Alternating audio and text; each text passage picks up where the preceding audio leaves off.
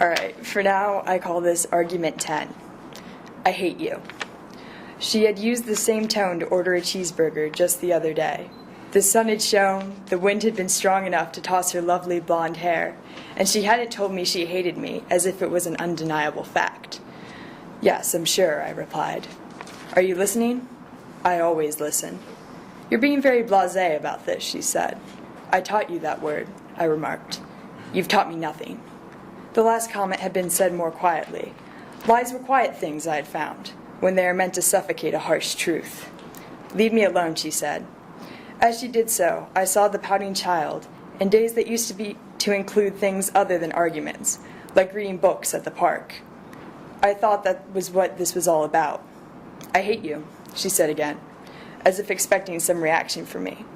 I must admit, the phrase loses some of its self-important presence the second time around. You ruined everything, she continued. You're shallow, I replied.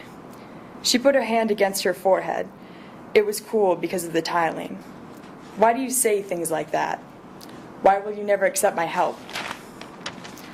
One of the faucets was dripping. Her hands were shaking, and she crossed her arms just to maintain some sort of control. Look where it gets me. I want what is best for you. When have I ever tried to tear you down, you coward? My voice had risen. Her hands had formed fists, and I could tell she wanted to hit me. She wanted to hit me, but she couldn't.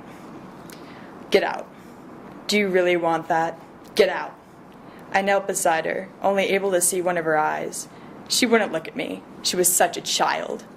Why wouldn't you ever admit the truth? You know that's all I want. You know. Get out of my head!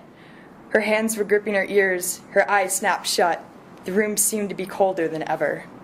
Farewell, I whispered. Then there was nothing.